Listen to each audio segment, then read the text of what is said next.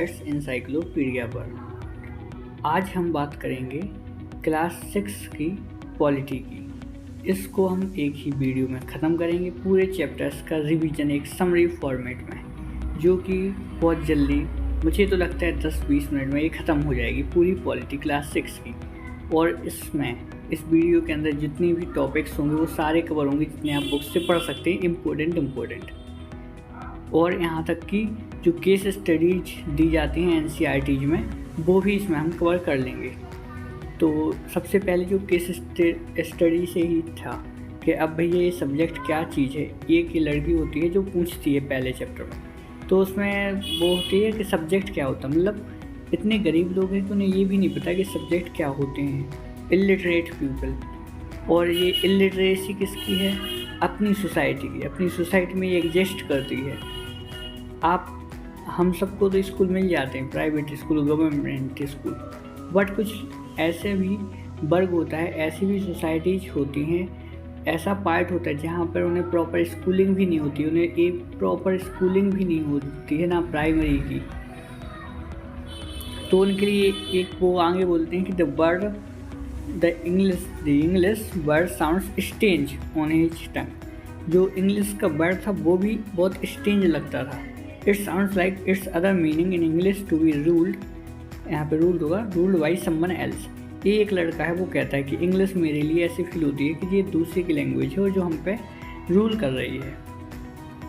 और इसी के बाद एक आएगा लद्दाख के बारे में थोड़ा। यहाँ पे पश्मीना वूल is priced and pashmina shawls cost a lot of money. ये एक फैक्ट ही है। तो मैंने कहा था ना आपसे कि मैं फैक्ट भी साथ साथ कवर करूँगा सोसाइटी के अंदर। और यहाँ पे डिसेबल्ड, जो डिसेबल्ड पीपल हैं उन्हें अब हम डिसेबल्ड नहीं कहते हैं, उन्हें this time has been changed and now the term use children with special needs. तो हम उन्हें डिसेबल नहीं करेंगे, हम कहेंगे चिल्ड्रन विद स्पेशल नीड्स। और ये ना कि चिल्ड्रन के लिए भी नहीं है, ये पूरी सोसाइटी में जो भी पीपल डिसेबल्ड हैं सबके लिए स्पेसिफिक है। तो हमें भी ऐसा ही यूज करना चाहिए कि स्पेशल नीड्स हैं उनकी, ना कि वो एक बोझ हैं सोसाइटी पे। In a democracy it is the people who give the government this power. Democracy क्या है? डेमोक्रेसी में जो पावर है गवर्नमेंट के पास, वो भी अपन लोगों ने दी है। और वो कैसे दी है? हम लोगों ने इलेक्शन के थ्रू वोट किया है उन्हें। Particular person elect them, once elected this person from the government. और जब ये इलेक्ट हो जाएंगे तो ये गवर्नमेंट बनाएंगे। In a democracy government has to explain its action and defend its decision to the people. और ये गवर्नमेंट हमने ही बनवाई है हमारे लिए, तो ये हमें बताएगी अपनी जो एक्शन लेने वाली जो कार्य नीति है, इनकी कार्य प्रणाली है, वो ये लोग हमें बताएंगे। और जो डिसीजन होगा वो इनका होगा, लेकिन उस पर डिपेंड उन्हें डिपेंड करना पड़ेगा हमें। अगर मैं ना खुश हूँ तो मुझे खुश करना पड़ेगा। और डेमोक्रेसी के दो प्रकार होते हैं, जैसे एक है मोनार्क, किंग और queen has the power to make decision and run the government. इसमें एक किंग होता है और क्वीन, मतलब किंग भी हो सकता है, क्वीन भी हो सकती है। तो उनके पास पावर होती है डिसीजंस की, जो कि लास्ट मोनार्क ब्रिटिश रहा है। ब्रिटिश में मोनार्की बहुत लास्ट तक एग्जिस्ट करी है। कुछ जैसे कि आपने नाम सुना तो क्वीन एलिजाबेथ II, जो कि एक क्वीन थी, तो ये मोनार्क थी। द मोनार्क में have a small group of people to discuss matters with the but the final decision making power remain with the monarch. और इसमें एक छोटा सा ग्रुप होता है, मतलब मोनार्की में वही एक छोटे से 5-6 लोगों से डिस्कस कर लो, और उसके बाद जो फाइनल डिसीजन होगा वो मोनार्क का ही होगा।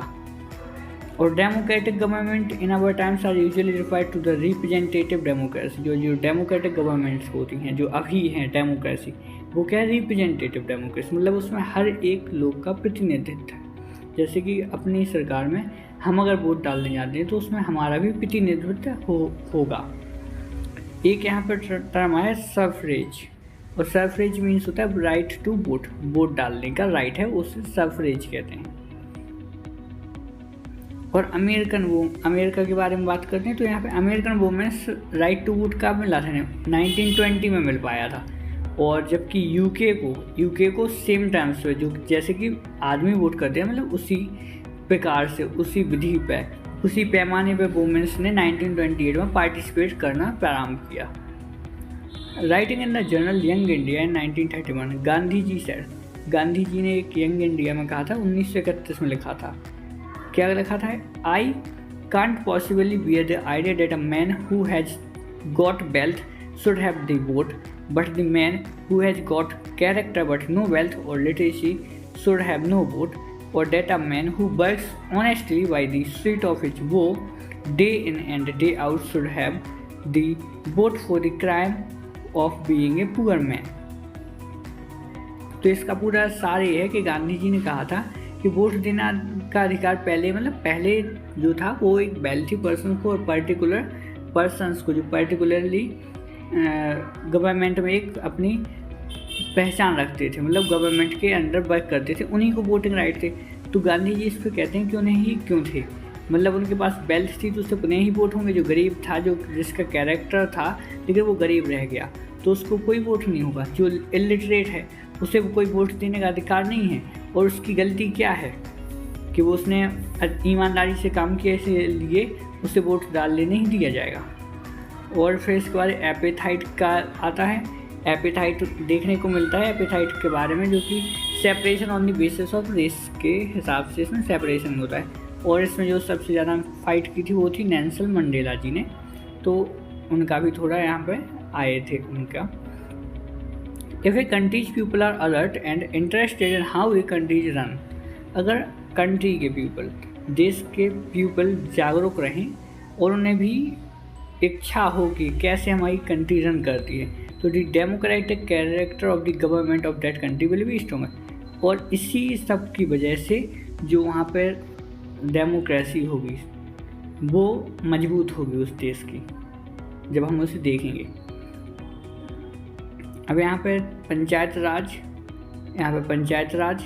और यहाँ पे डिस्ट्रिक्ट पंचायत और इससे पहले होती ग्राम पंचायत जो ग्राम में हो, गांव के लिए काम करे।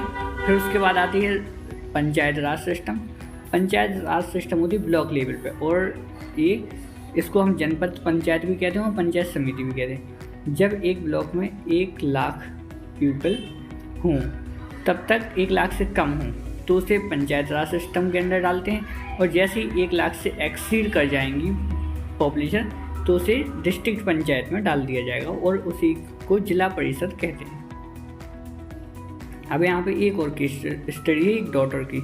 तो डॉटर की बेस होती है वो होती है कि father inherit our house from his father and everyone says he will leave it together. मतलब कि जो मेरे पिताजी हैं उन्होंने अपना घर और जो ज़मीन थी वो अपने पिताजी से ग्रहण की, but what about me and my mother. और कहा जाता है कि अब ये छोड़ के जाएंगे तो इनके मतलब लड़कों को मिल जाएगी, लेकिन मेरा और मेरी माता का क्या होगा। To expect a share in my father's home. अगर हम इच्छा भी करते हैं, मतलब हमारी इच्छा है कि हमें अपने परिवार में अपने पिताजी की ज़मीन में हिस्सा चाहिए, it is not very womanly I am told. और मुझे ये बताया गया है कि ये वुमेन्स का हिस्सा नहीं है, मतलब ये वुमेन्स के स्वभाव का हिस्सा ही नहीं है।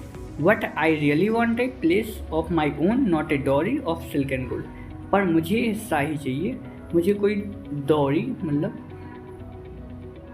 क्या बोलते उसको हिंदी में, दहेज। हाँ, डॉरी दहेज सिल्क और गोल्ड की नहीं चाहिए, मुझे तो सिर्फ हिस्सा चाहिए अपने पिताजी की ज़मीन में। और इसी के तहत एक एक्ट आया था हिंदू सक्सेशन अमेंडमेंट एक्ट 2005, जो राइट देता है प्रॉपर्टी राइट, कि अगर पिता की भूमि है तो उसमें इक्वली राइट सबका होगा। ये है बोलो, in this laws sons daughters and their mothers in Hindu families can get an equal share in land. उनको इक्वल शेयर दिया जाएगा लैंड में। The same law will apply to all states and union territories of the country. और ये सभी राज्यों और केंद्र शासित प्रदेशों पर लागू किया गया है। और एक और यहाँ पे big cities called municipal corporation while the smaller towns called municipal council.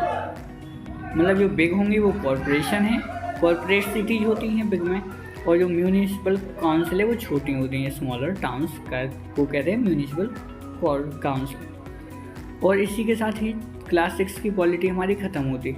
और मैं आशा करता हूँ कि आपको पढ़ने में, रिवाइज करने में इससे बहुत मदद मिलेगी। और ऐसे ही मैं पूरी NCERTs की एक सीरीज लाऊंगा जो कि हर एक बुक को हम जल्द से जल्द बहुत ही कम टाइम में ख़त्म करेंगे पूरा एक ही बार में समरी के साथ। Thank you.